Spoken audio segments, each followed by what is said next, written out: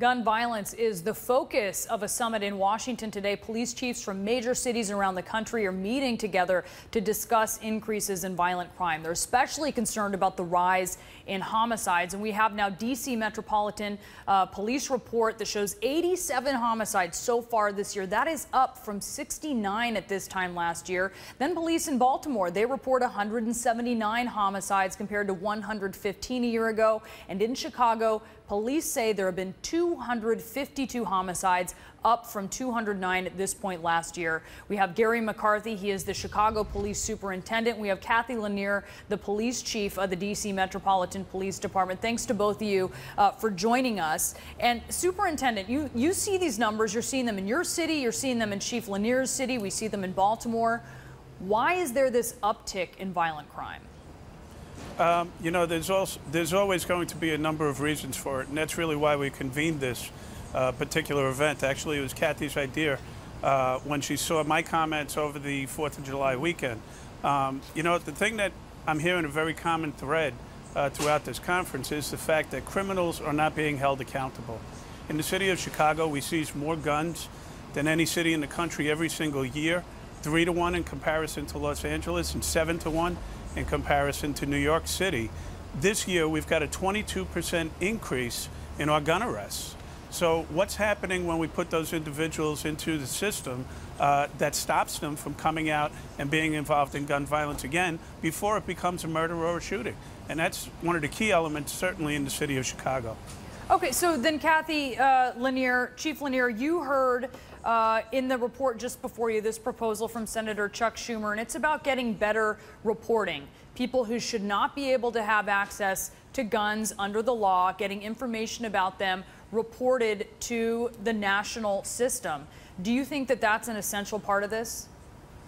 You know, I think that what is very clear to all of us, especially since we got here today, we all had a gut feeling that there was something more than some local tipping point that has occurred that has caused this dramatic spike in so many cities across the United States. And what has dawned on us in this discussion so far today is that the solutions are not local solutions. There are some things going on that are affecting every city across the United States. Not every city has been hit with this spike yet, but with more than 30 cities represented here today, we see it's coming. It's coming in a wave, and that means that there is some broader issues at the federal level that have to be addressed nationally. And so that's why this is so important today. So things like gun control laws are just a small part of all of the things that are coming up in here today in terms of accountability for violent offenders and those repeat violent offenders, I think is a key part of this. So when you talk about that, Chief, accountability for violent offenders, how are they being treated now, and how do you think they need to be treated? Well, you listen to the statistics that have come out from city after city after city today. In Atlanta, in St. Louis, and Washington, D.C., our top 50 violent gun offenders account for 847 arrests. I mean, that's a staggering number, and we're hearing it from city after city after city. And then when you compare that small number of people with those extremely high numbers of violent gun offenses, the percentage of those persons that actually spend time in jail is hovering between 2 and 6%.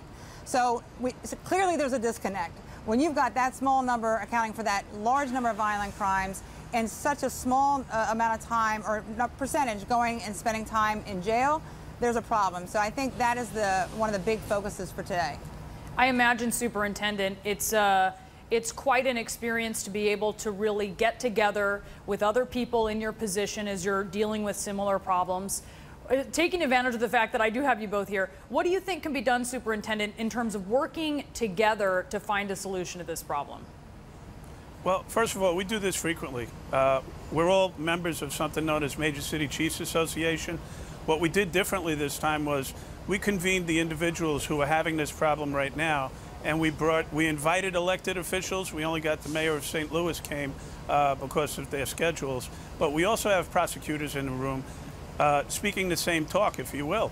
And what we hope to really make a point is that, like Cathy points out, it's not just what's happening in Chicago, it's not just what's happening in St. Louis or Washington. This is absolutely happening across this country.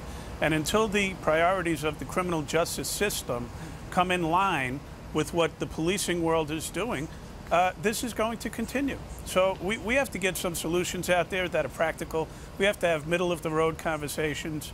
And at the end of the day, we can improve our police performance. As I talked, going into the 4th of July weekend, I was able to put a third more police officers on the street.